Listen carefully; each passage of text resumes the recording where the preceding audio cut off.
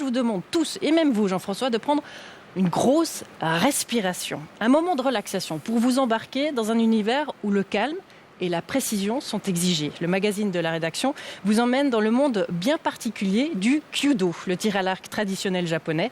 Un art martial pratiqué en Europe depuis les années 70. En Suisse romande, il y a des clubs, à Genève, à Bienne, à Lausanne et également près de Vevey.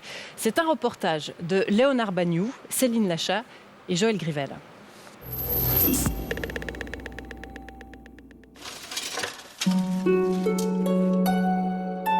C'est surtout une ambiance, un esprit. Des gestes stricts.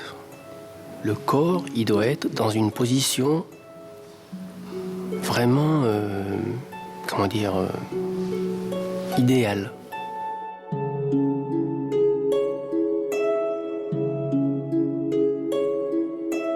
C'est une pratique à la fois sportive et un peu spirituelle qui nous permet de faire un travail sur nous.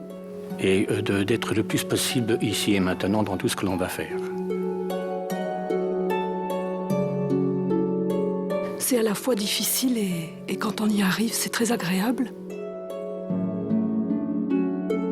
Une leçon de vie. C'est difficile, c'est très inégal. Il y a des jours où on réussit, d'autres où on rate. Et il faut se remettre en cause sans arrêt.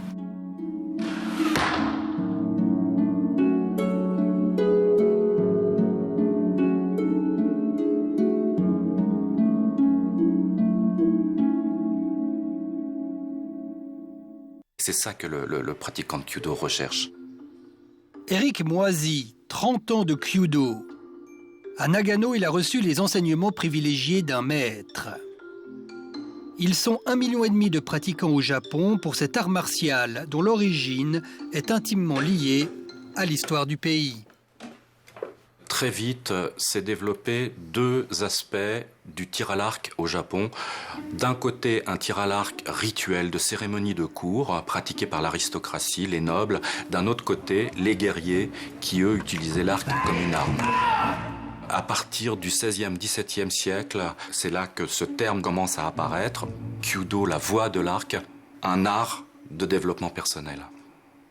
Alors d'abord, le Kyudo est énormément pratiqué dans les lycées et les universités, où alors là on propose aux jeunes un Kyudo très sportif, très compétitif, où c'est vraiment la bagarre, le sport, la compétition qui compte. Et puis il y a un Kyudo pour les adultes, qui est un Kyudo plus de réflexion, de retrouver toutes ces valeurs qui sont en train de se perdre dans le Japon moderne.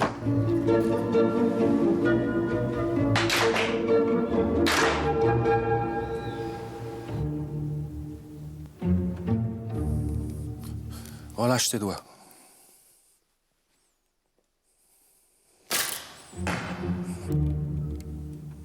C'est des muscles qu'on n'utilise pas, logiquement pas d'habitude dans la vie de tous les jours.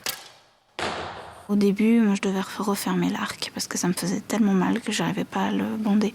Ça demande un effort, vu qu'on est dans une position qui est pas très naturelle, avoir les bras en l'air, et c'est difficile, oui. Dès qu'on se retrouve devant une cible, la cible, si je puis me permettre, elle fait un pied de nez.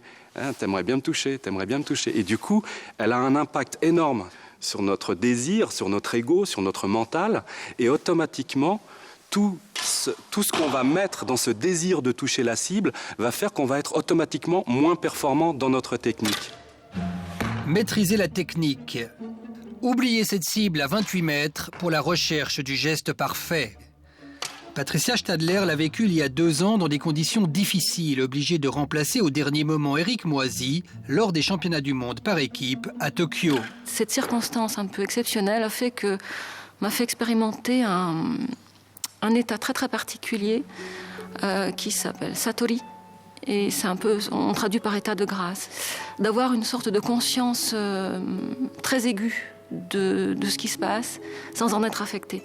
Et on a réussi à faire tous les trois un exploit. Sur 12 flèches, on a mis les 12 flèches. Donc on était en symbiose complète, tous les trois. Je percevais tout, je percevais qu'il y avait de la foule. Et j'ai même vu dans le rayon de soleil un petit pétale de cerisier qui est tombé devant moi pendant que je me préparais à tirer. Et ça ne m'a pas perturbée. Je veux dire, j'étais vraiment dans un état assez extraordinaire. C'est du vrai bonheur, quoi. C'est quelque chose que je cherche maintenant. Ça va être mon but, c'est sûr. Ces vertus du Kyudo sont ardues à atteindre.